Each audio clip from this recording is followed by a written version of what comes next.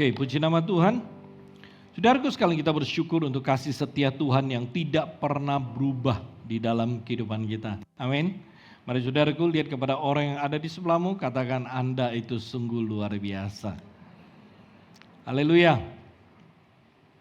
Saudaraku sekalian, tema tahunan yang Tuhan berikan kepada gereja kita tahun ini adalah faithfulness. Ya, jadi artinya seluruh sinode kita di mana saja berada, ya baik di Jakarta, di Kalimantan Barat, Timur, di Kuala Lumpur, di Australia, di mana saja gereja kita berada, ya tema tahunannya faithfulness, kesetiaan. Saudaraku sekalian, ini adalah kegerakan daripada Tuhan, ya di mana Tuhan akan ya memimpin dan mengajar setiap yang rindu, ya untuk menjadi pribadi yang setia. Ya, hidup dalam kesetiaan kepada Tuhan dan gereja. Dan saudaraku sekalian, saya juga percaya bahwa ini merupakan cara Tuhan menuntun ya kehidupan rohani setiap jemaat kita. Amin saudaraku. Nah, ketika kita berbicara mengenai faithfulness, ketika kita berbicara mengenai kesetiaan, saudaraku sekalian, ini merupakan salah satu buah roh.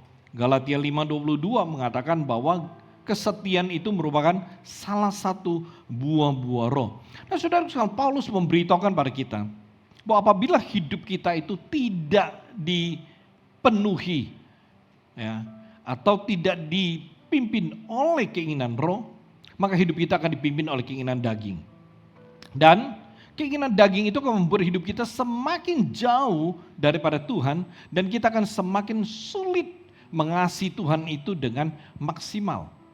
Tetapi ketika hidup kita itu dipenuhi dan dipimpin oleh keinginan roh, maka hidup kita akan semakin dekat dengan Tuhan, ya, dan kita bisa mengasihi Tuhan dengan sangat maksimal. Amin saudaraku.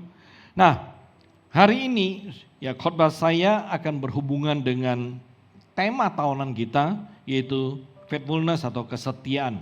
Dan ya, tema saya hari ini adalah kesetiaan yang teruji dan terbukti.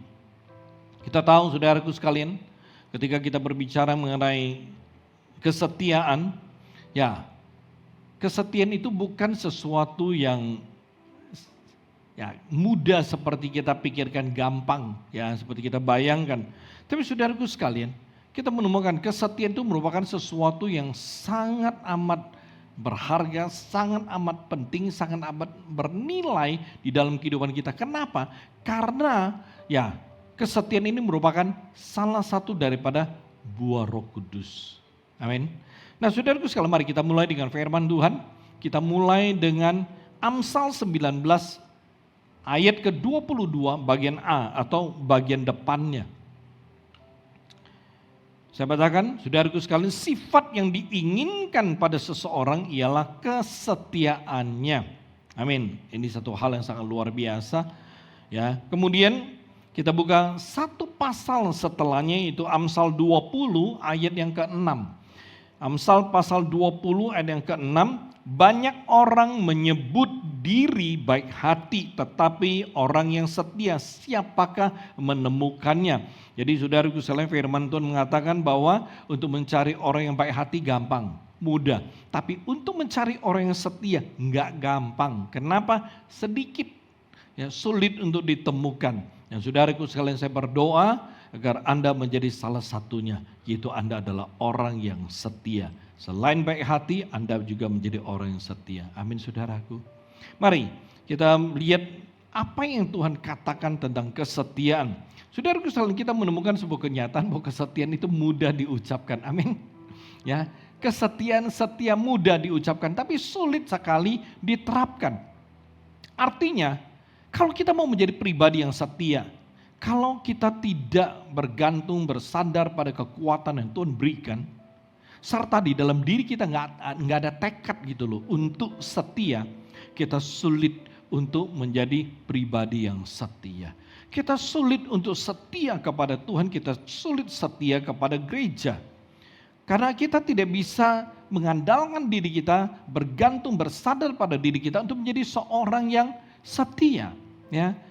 Oleh sebab itu saudaraku sekalian, saya mau Anda mengerti dengan jelas bahwa kesetiaan itu mudah diucapkan, sulit diterapkan.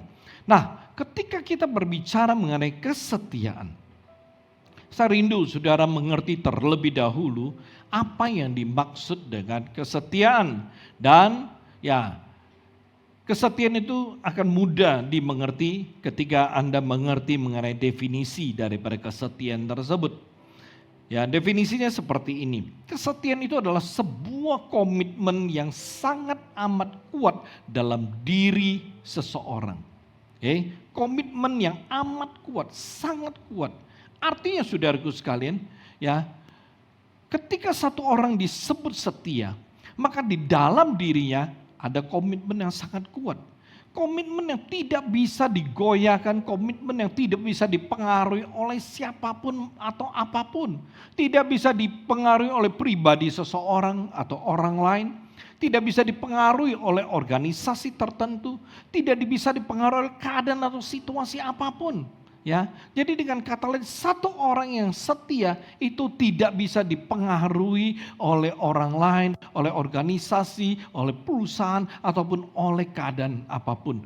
Artinya apapun yang terjadi, maka dia tetap akan setia dan adalah pribadi yang setia. Nah, dari definisi bahwa kesetiaan itu adalah sebuah komitmen yang sangat amat kuat dalam diri seseorang, kita menemukan saudaraku sekalian bahwa dari definisi ini, maka kesetiaan itu memiliki pengertian yang luar biasa, memiliki pengertian yang sangat menarik. Ya, yaitu kesetiaan itu adalah suatu sikap yang dapat dipercaya, baik dalam perkataan maupun perbuatan, baik kepada Tuhan maupun kepada manusia. Itu kesetiaan. Jadi dengan kata lain saudaraku sekalian, seseorang yang hidupnya itu dipimpin oleh Roh, maka dirinya itu pasti ya ada kesetiaan di dalam dirinya loh. Pasti ada kesetiaan. Ya. Baik dalam perkara kecil maupun dalam perkara besar. Ya. Seorang yang setia maka ia dapat dipercaya di dalam perkataannya. Ia setia di dalam ya pergaulan, ia setia di dalam keluarga. Bahkan saudaraku sekalian, dia dapat dipercaya pada saat memperoleh kepercayaan. Karena nggak mudah saudaraku. Ya, kadang-kadang ada orang yang mendapat kepercayaan tapi nggak bisa dipercaya. Tapi orang yang setia, ketika dia dapat kepercayaan, dia adalah orang yang bisa dipercaya. Ini luar biasa. Nah, di dalam hal pelayanan juga sama. Saudaraku, orang yang setia tidak akan mundur dari pelayanannya. Kita tahu, ketika kita dipanggil oleh Tuhan untuk masuk ke dalam suatu pelayanan, itu tidaklah berarti bahwa segala sesuatu dalam hidup kita itu menjadi mudah. Artinya, kita telah dipanggil untuk melayani, maka Tuhan akan membuat hidup kita jadi mudah. Bisnis kita akan berjalan lancar, keluarga kita mah bahagia-bahagia aja, ya keluarga kita mah sehat-sehat aja, ya nggak ada masalah, nggak ada pertengkaran, nggak ada perdebatan, ya di dalam keluarga, enggak, ya. Saudaraku sekalian, di dalam kehidupan kita melayani Tuhan, saudaraku sekalian, tetap hidup ini tidak mudah. Ya, justru di sini dikatakan bahwa dalam keadaan yang tidak baik, kesetiaan seseorang akan terlihat nyata. Ketika dia menghadapi kesukaran dalam pelayanan, saudaraku sekalian, dia tidak akan menyerah, dia tidak akan mundur. Dari sana kesetiaan terlihat dengan jelas. Nah, saudaraku sekalian, kesetiaan itu merupakan salah satu unsur yang sangat utama di dalam kehidupan kita sebagai orang Kristen. Tetapi justru banyak sekali orang Kristen tidak menyadari dan tidak memperhatikan hal yang satu ini. Ya. Fokus orang Kristen itu lebih tertuju kepada berkat. Lebih tertuju kepada urapan, lebih tertuju pada kuasa Tuhan, lebih tertuju kepada kuasa doa dan lain sebagainya. Sehingga tanpa disadari saudaraku sekalian, akhirnya hal kesetiaan ini terabaikan begitu aja. Ya, karena ketika berbicara urapan, orang Kristen mengejar urapan kemana-mana saudaraku. ketika berkata, berbicara tentang berkat, orang Kristen mengejar berkat di mana-mana. Saudaraku sekalian, kunci kita bisa diberkati, kunci kita bisa diurapi lebih, kunci kita bisa melihat kuasa Tuhan dalam kehidupan kita adalah setia. Dasarnya setia. Saudaraku sekalian, kalau engkau orang Kristen yang tidak setia kepada Tuhan, engkau mau kejar kemanapun, engkau mau pergi kemanapun, itu berkat, itu urapan tetap akan mandek, saudaraku. Itu berkat dan urapan gak akan sampai, itu kuasa Tuhan gak akan sampai dalam kehidupanmu kalau engkau gak setia. Karena dasarnya itu adalah kesetiaan. Oleh sebab itu saudaraku sekalian, mari, saya rindu Anda bertumbuh dalam kesetiaan. Anda sungguh-sungguh memiliki kesetiaan ini di dalam kehidupan Anda. Karena hari ini saudaraku sekalian, saya mengajak Anda untuk belajar tentang kesetiaan. Kesetiaan yang teruji dan terbukti. Jadi kita mau belajar saudaraku sekalian, kira-kira seperti apa kesetiaan yang teruji dan terbukti itu.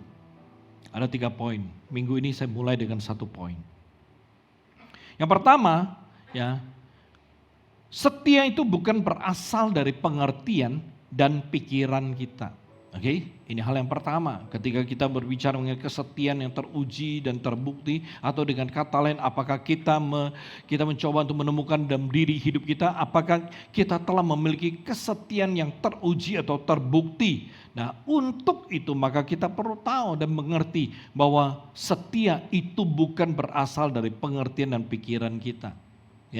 Jadi ini jelas sekali. Artinya apa? Artinya kesetiaan itu bukan dinilai oleh diri kita sendiri. Kita tidak bisa berkata, aku tahu, aku ini orang yang setia. Kita tidak bisa berkata, aku orang Kristen yang setia kok kepada Tuhan, kepada gereja. Aku selalu setia kepada Tuhan. Atau Anda tidak bisa berkata, aku bisa merasakan dalam hatiku. Aku bisa merasakan dari dalam hatiku yang paling dalam bahwa aku ini setia. Saudaraku sekalian, kita tidak bisa berkata seperti ini karena bukan kita yang menilai dan bukan kita sendiri menentukan kita itu setia atau tidak. Kesetiaan itu harus dibuktikan dan teruji oleh berbagai hal dan berbagai keadaan, saudaraku. Kita tidak boleh berpikir dan merasa bahwa selama ini aku telah setia kepada Tuhan dan kepada gereja. Kita tidak boleh berpikir demikian, saudaraku. Kenapa? Karena kesetiaan itu bukan sebuah perasaan, juga bukan sebuah pengertian, dan juga bukan suatu pikiran yang berasal dari dalam diri kita sendiri. Kesetiaan itu adalah sebuah bukti konkret, saudaraku sekalian, dalam bentuk tindakan nyata. Sebuah tindakan yang bisa dilihat dan diketahui, bahkan dirasakan oleh orang-orang yang berada di sekitar kita. Misalnya seperti ini, saudaraku. Anda selalu mengajar anak-anak Anda untuk setia ibadah, setia mengasihi Tuhan, setia melayani dan lain sebagainya. Anda ngajar anak-anak Anda. Dan saudaraku sekalian, suatu hari ketika gereja ada ibadah khusus, ada ibadah kebaktian, pengajaran dan lain sebagainya. Pada saat Anda siap-siap mau berangkat, tiba-tiba saudaraku, hujan lebat sekali, sangat lebat. Wah, pokoknya dahsyat sekali itu hujannya. Nah, saudaraku sekalian, ketika tiba-tiba hujan turun sedemikian, saudaraku sekalian, satu kenyataan yang begitu alamiah, nature sekali yang bisa muncul dalam kehidupan semua orang. Kita selalu tahu kalau hujan, berdiam di rumah adalah hal yang paling baik. Apalagi kalau hujan-hujan, kalau tidur, waduh paling enak, saudaraku sekalian. Dari nenek moyang sudah begitu kebiasaannya, kalau hujan tidur paling enak. Dan saudaraku sekalian, kenyataan seringkali jarang disangkal oleh orang. Dan pada saat engkau tahu ada ibadah, dan pada saat bersamaan hujan itu lebat sekali. Anda punya mobil, tapi saudaraku sekalian, pada saat seperti itu, bagaimana Anda memutuskan mau tetap berangkat menghadiri ibadah khusus, ibadah pengajaran, Atau Anda mau di rumah karena hujan. Anda berpikir, waduh, kalau ke gereja, ya nanti kalau hujan turun sepatu basah. Ya ada payung, tapi kan nggak mungkin cover seluruh badan. Wah, jangan-jangan nanti baju saya, celana saya basah. Aduh, ini kalau dingin-dingin, udah hujan dingin, ke gereja bisa kedinginan. Nggak hujan aja kedinginan, apalagi kalau hujan. Nah, saudaraku sekalian, bayangkan kita berpikir, pada saat seperti itu, saudaraku sekalian, Anda selalu mengajar anak Anda untuk setia. Setia mengasihi Tuhan, setia ibadah dan lain sebagainya. Pada saat hujan lebat, tapi Anda tetap berangkat mengikuti ibadah, saya mau katakan, tindakan Anda akan menjadi pengajaran terbaik bagi anak-anak Anda. Karena Anda berkata dan Anda mengajar mesti setia ibadah, mengasihi Tuhan, melayani dan lain sebagainya. Anda selalu mendorong anak-anak Anda untuk menjadi pribadi yang setia kepada Tuhan. Setia ibadah, setia berdoa dan lain sebagainya. Dan ketika hujan, bukan perkara besar, tapi justru perkara kecil ini seringkali menjadi kerikil di dalam kehidupan banyak orang Kristen. Gara-gara hujan, nggak bisa datang. Tapi saudara sekalian, Anda datang. Dan itu bukti yang luar biasa di mata anakmu.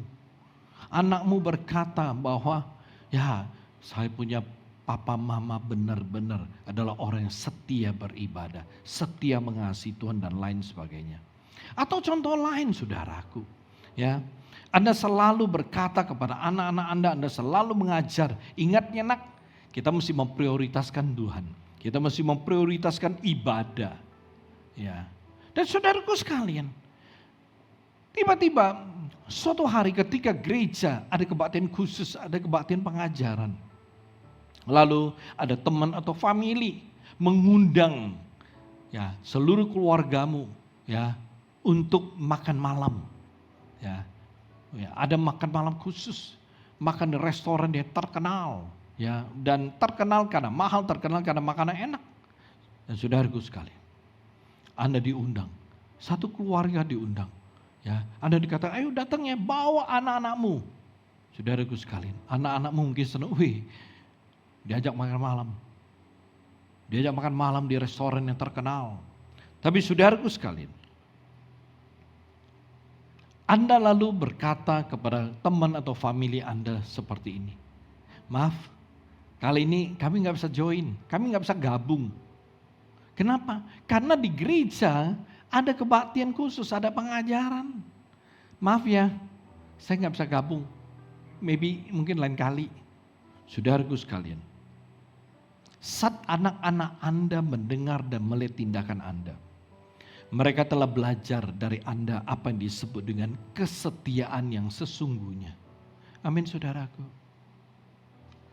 Oleh sebab itu saya katakan, kesetiaan itu bukan sebuah teori atau slogan yang kita hafali lalu kita simpan di dalam hati kita, yang kita simpan di dalam diri kita, sehingga kita merasa bahwa wah, aku ini adalah orang yang punya kesetiaan kepada Tuhan dan gereja. Kita merasa, saudaraku sekalian, kesetiaan itu merupakan wujud dari komitmen kita masing-masing kepada Tuhan, saudaraku. Sebuah komitmen yang bisa dibuktikan dan diuji di dalam kehidupan sehari-hari. Jadi bukan sebuah kesetiaan dalam sebuah bentuk slogan atau statement. Yang begitu diuji gugur. Gak bisa diuji. Kenapa? Hanya slogan. Ketika kita berkata kepada anak kita, ingat anak, lu mesti setia mengasihi Tuhan, setia melayani, setia ibadah, dan lain sebagainya. Lu mesti prioritaskan Tuhan, lu mesti prioritaskan ibadah, dan lain sebagainya. Lu mesti prioritaskan hubungan lu sama Tuhan. Tapi ketika dalam tindakan sehari-hari, anak-anakmu tidak melihat, tidak menemukan tindakan kesetiaan dari kehidupanmu, maka anak-anakmu akan tahu, kesetiaan itu ternyata slogan doang. Ya. Jadi kayak iklan gitu loh, kesetiaan itu iklan. Jadi setiap kali papa berkata mesti setia, oh itu mah iklan lewat.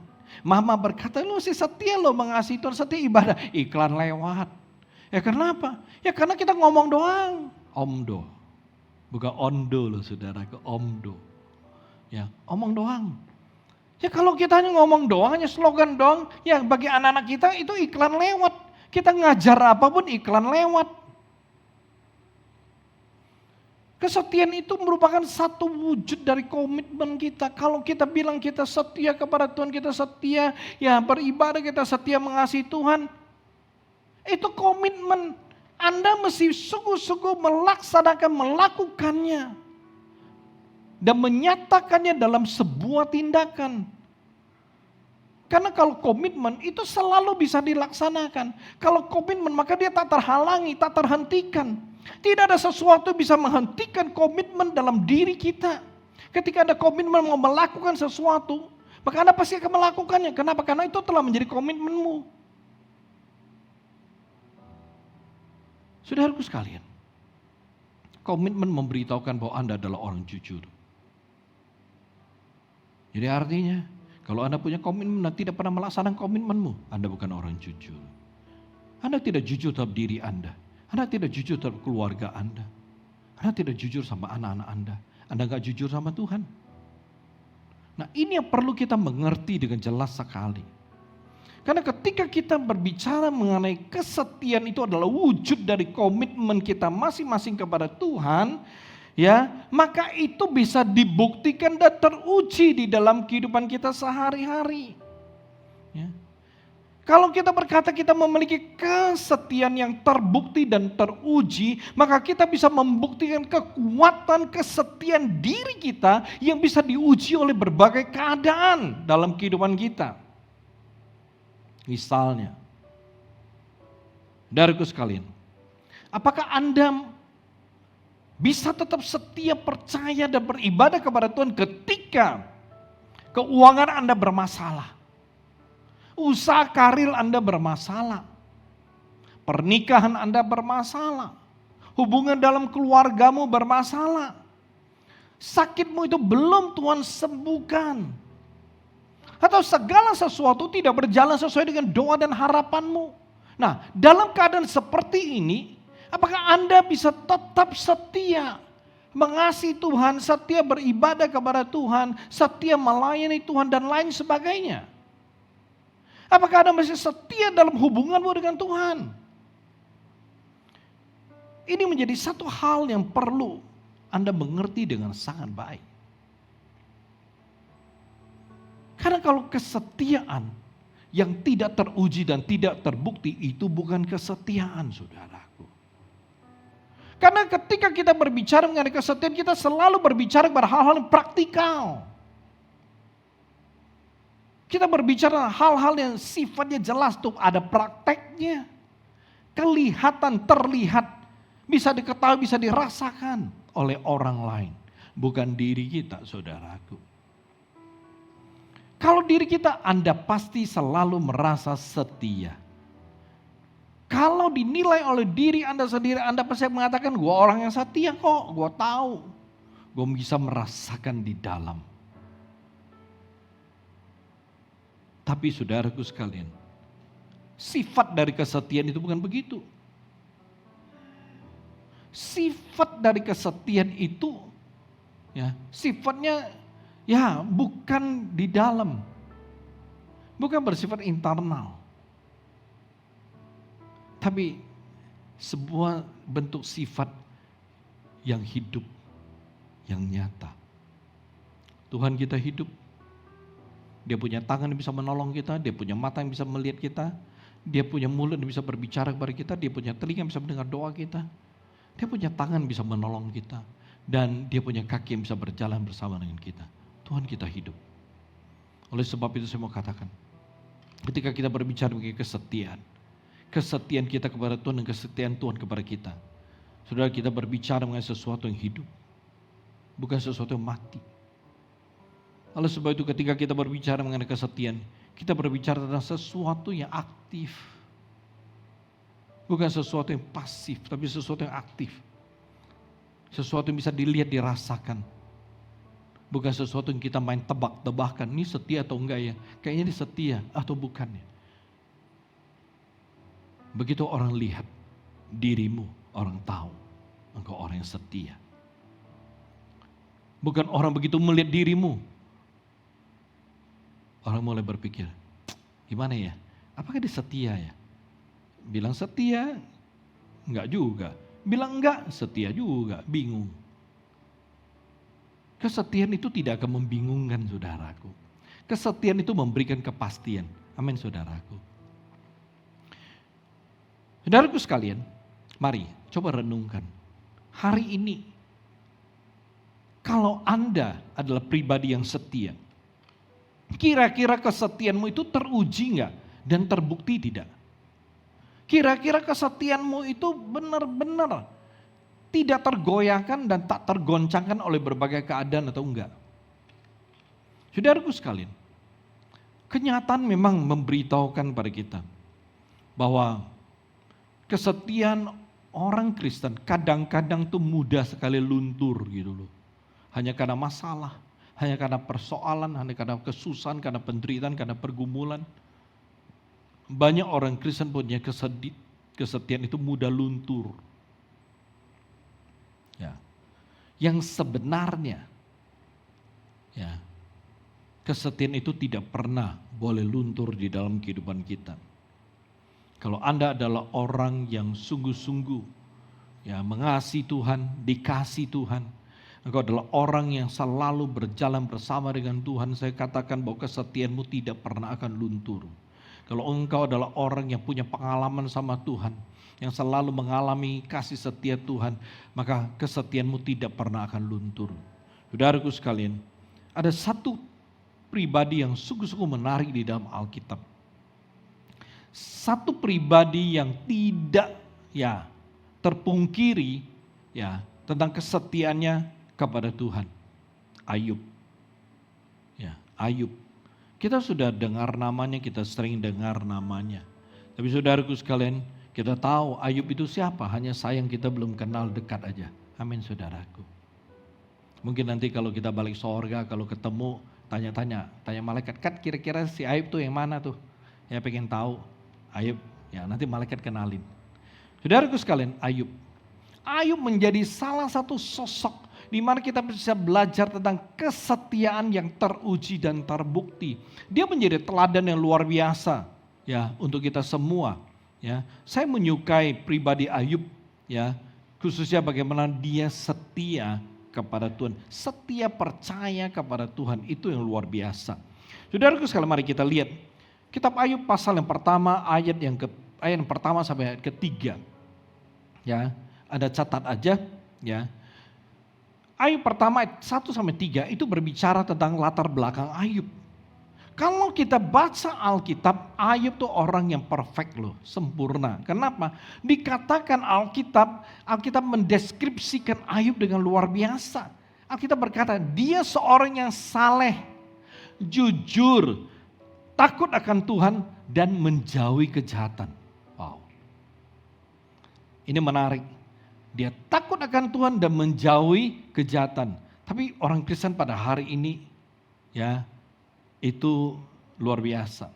Takut akan Tuhan dan tidak menjauhi kejahatan. Kenapa? Merasa roh di dalamku itu lebih besar daripada semua roh. Jadi kalau aku ke bar, gak apa-apa, roh dalamku lebih besar. Gue ke karaoke, kagak apa-apa, roh di dalamku lebih besar. Gue ke kasino, gak apa-apa, roh di dalamku lebih besar. Saudaraku sekalian, berapa banyak orang Kristen yang salah kaprah dengan hal seperti ini. Pertama kali pergi, kuat, roh di dalammu lebih besar. Lama-lama, rohmu kerdil jadinya, roh ya yang lain lebih besar. Ya. Pertama kali, karaoke ke bar gak apa-apa. Awal-awal gak apa-apa, lama-lama tidak bisa apa-apa kamunya. Saudaraku sekalian, waktu pertama kali saya terjun ke dunia musik, teman-teman saya pemusik-pemusik dengan latar belakang genre musik heavy metal, rock. Lalu kita main di kampus, main di mana. Lalu teman saya berkata seperti ini, Nick, kalau kita mau melihat pemain profesional, karena dulu kita tunggu, oh ada grup New Zealand ke Hard Rock Cafe, kita ke Hard Rock Cafe. Oh ada yang tampil dari mana ke Ancol, kita ke Ancol. Lihat konser mereka, lihat tampilan mereka. Tapi teman saya pernah berkata gini, Nick, kalau lu mau lihat pemusik yang benar-benar prof, dia menguasai musik pop, rock, heavy metal, dangdut, jazz dan lain sebagainya, ada di satu tempat. Gue bilang, di mana tuh? Di bar. Oh, nggak boleh, gue Kristen, gue nggak boleh masuk bar. 1-2 kali nggak apa-apa. Dia berkata gini nih, kita ke bar tuh dengar musik. Lu pergi jangan minum bir, orange juice. Wis. Awalnya saya merasa masuk akal juga, tapi kan ya masih takut kan. Waduh itu tempatnya nggak benar, najis. Janganlah, jangan. Teman itu terus ngomong, bukan satu tapi ramai-ramai pada ngomong, udah nih di sana tuh pemainnya luar biasa, skillnya luar biasa, bisa main genre musik dangdut, pop, jazz, rock, heavy metal, apapun bisa. Ya, lu kalau mau jadi pemain yang pro, lu bisa lihat mereka. Lu pergi aja, kita duduk di pinggir, kita duduk di depan, dekat pemusik gitu loh. Minumnya enggak, kita minum orange juice, Fanta, Coca-Cola. Saudaraku sekalian, ketika terus diomongin, saya merasa, ya kalau saya doa minta kasih karunia Tuhan tutup bungkus mungkin bisa. Pertama kali saudaraku sekalian, pergi, ya karena diajak. Perginya bagus, kita perginya nggak malam nih, kita perginya siang-siang aja abis kuliah. Abis kuliah kita pergi, oh ya siang-siang. Pergi. Pertama kali sesuai dengan harapan. Duduk di depan. Minumnya orange juice. Ngerok. Ya maksudnya yang lain ngobrol apapun kita liatin musik. Pertama kali. Ya roh di dalamku lebih besar. Saudaraku sekalian setelah 3 bulan. Ya. Dari tidak apa-apa jadi tidak bisa apa-apa. Jadi ketagihan. Ya. Saudaraku itu awal saya meninggalkan Tuhan. Itu awal saya jatuh di dalam kehidupan malam. Ya, dari siang ganti malam perginya. Bukan lagi diajak, ngajak saudaraku. Yuk. Mar. Saya bersyukur kepada kasih karunia Tuhan. Setelah satu waktu, Tuhan menyelamatkan saya. Tuhan tolong, Tuhan keluarkan saya dari dunia seperti itu. Oleh sebab itu, saudaraku sekalian, sebagai orang Kristen, kalau Anda takut akan Tuhan, jauhi kejahatan seperti Ayub. Jangan takut Tuhan, Anda merasa gagah perkasa dan Anda tidak menjauhi kejahatan. Tunggu waktunya saudaraku. Ya, tunggu waktunya. Ya, karena beribu-ribu tahun setan tidak pernah gagal saudaraku. Ya, tidak pernah gagal menjatuhkan orang Kristen yang mendekati dia. Ya, kalau orang Kristen yang menjauhi dia sulit untuk kalahkan. Tapi kalau orang Kristen yang mendekati dia, akan mudah dikalahkan. Oleh sebab itu latar belakang Ayub menarik. Seorang yang saleh, jujur, takut akan Tuhan dan menjauhi kejahatan. Bukan hanya itu, dia bahagia saudaraku. Dia punya 7 anak laki-laki. Ya, angka sempurna, 7 anak laki-laki dan 3 perempuan. Dia punya 10 anak. Ya, pada masa itu saya percaya dia orang tua yang bahagia. Hidup dikelilingi oleh anak-anak. Bukan hanya itu saudaraku. Ayub seorang yang sangat kaya. Alkitab mendeskripsikan dia di ayat 1 dan sampai dengan ketiga. Dia punya 7.000 ekor kambing domba, 3.000 ekor unta, 500 pasang lembu. Ya, 500 pasang berarti ada 1.000 ekor. 500 keledai betina dan budak-budak dalam jumlah yang besar.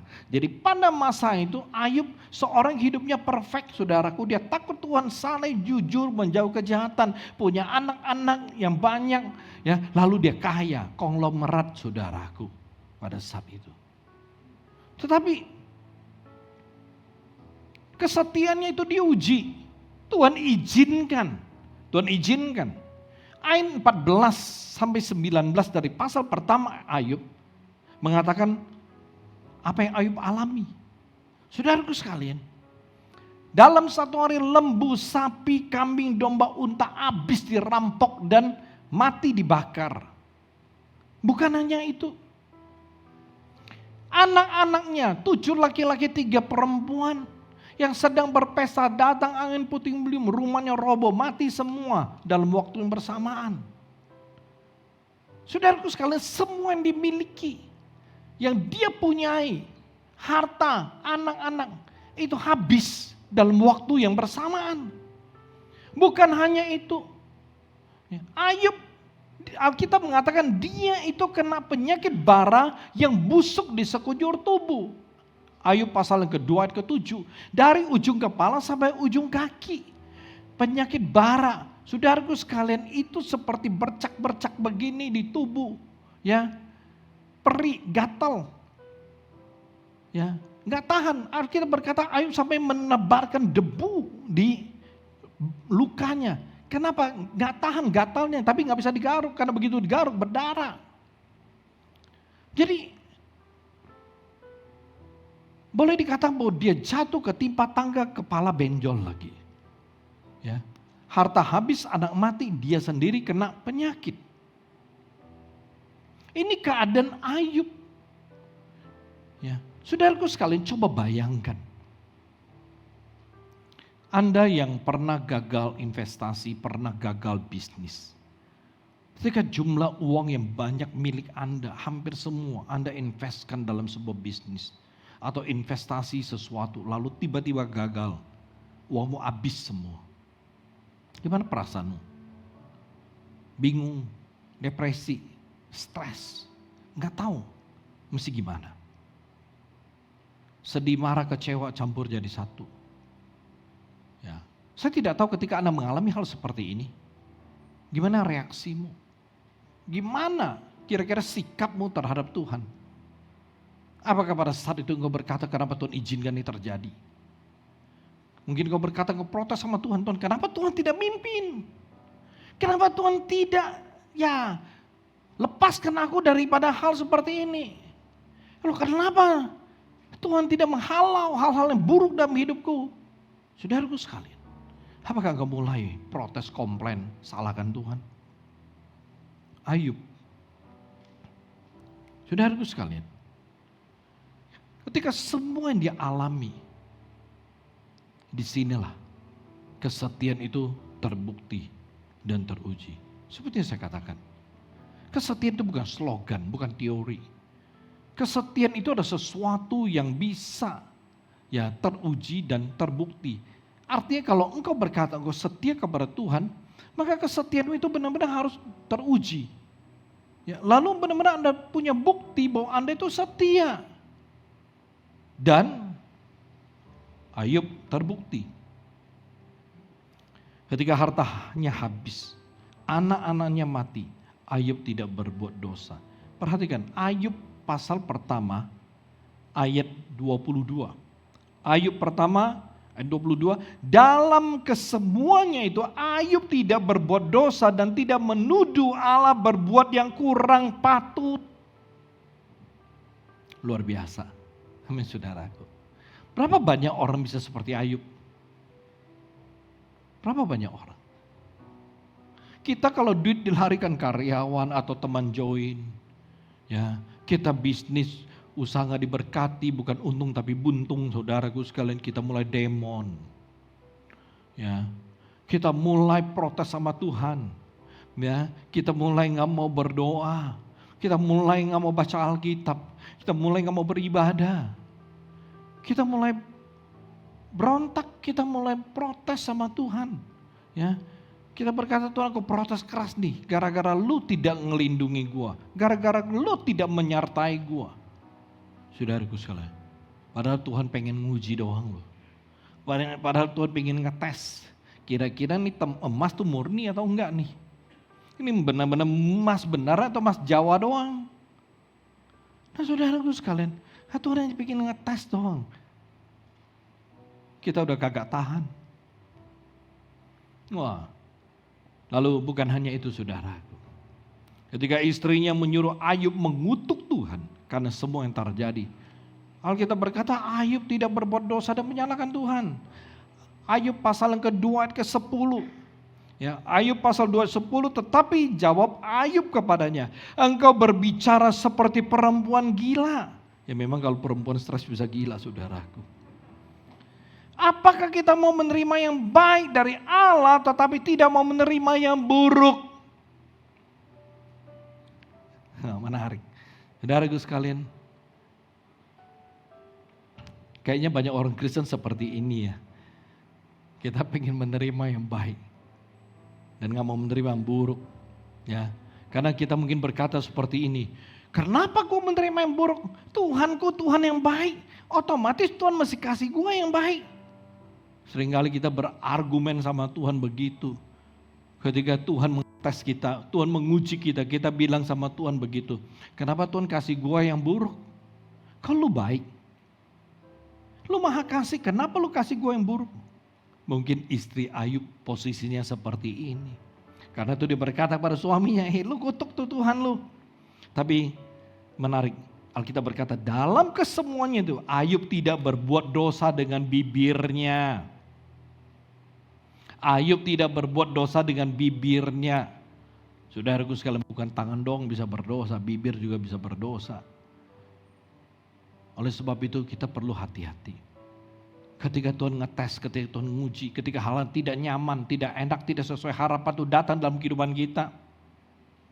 Saudaraku sekalian, kita perlu berhati-hati. Banyak orang gak sadar jatuh dalam dosa bibir. Ketika diperlakukan dengan tidak enak. Ketika dikecewakan oleh seseorang, dikecewakan sama teman dan lain sebagainya. Mulai itu gosip, fitnah. Mulai itu menceritakan masalah orang, kejelekan orang, keburukan orang. Gak sadar bibirnya telah membawa dia kepada dosa. Oleh sebab itu saudaraku sekalian, kita perlu mengerti, menyadari untuk menjaga bibir dan mulut kita. Kenapa? Karena bibir dan mulut kita bisa membuat kita ke dalam dosa. Kita berkata, karena semuanya itu Ayub tetap tidak berbuat dosa dengan bibirnya. Saudaraku sekalian, Ayub menjaga bibirnya dengan sangat bagus. Para wanita, para ibu sangat pintar memelihara bibirnya. Amin. Dikasih lipstik, kelihatan bagus.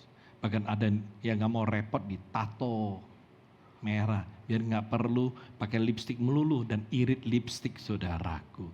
Banyak orang, wanita bisa pelihara bibir tapi gak bisa jaga bibir saudaraku. Mari kita belajar, amin. Kita bisa pelihara bibir kita juga bisa jaga bibir kita, amin. Ya, biarlah bibir kita tidak mau kita ke dalam dosa, tapi bibir kita menjadi kemuliaan bagi nama Tuhan. Amin. Biarlah dengan bibir, dengan mulut kita memuji, memuliakan Tuhan. Nah saudaraku sekalian, perhatikan. Ayub menunjukkan kepada istri dan teman-temannya apa yang disebut dengan kesetiaan kepada Tuhan yang teruji dan terbukti. Walau dalam keadaan kehilangan semua harta yang dimiliki dan anak-anak dia sayangi, menarik, Ayub tetap mengasihi Tuhan. Ayub tetap percaya kepada Tuhan. Ayub tetap berkomitmen hidup benar di hadapan Tuhan tanpa menyalahkan Tuhan atas keadaan dirinya. Kesetiaan Ayub itu terbukti dan teruji. Permisi tanya saudaraku, bagaimana dengan Anda? Bagaimana dengan kita? Apakah kesetiaan kita itu teruji dan terbukti? Apakah kesetiaan Anda itu teruji dan terbukti? Ketika keadaan keuanganmu, keluargamu, pernikahanmu, kesehatanmu itu terus-menerus berada dalam pergumulan, berada dalam tekanan, dan selalu hidup penuh dengan beban berat. Usaha, pekerjaan, karir tidak berkembang, bahkan terus mengalami kemerosotan. Ya, kesehatanmu itu semakin memburuk. Apakah saudara tetap bisa setia kepada Tuhan? Renungkan saudaraku.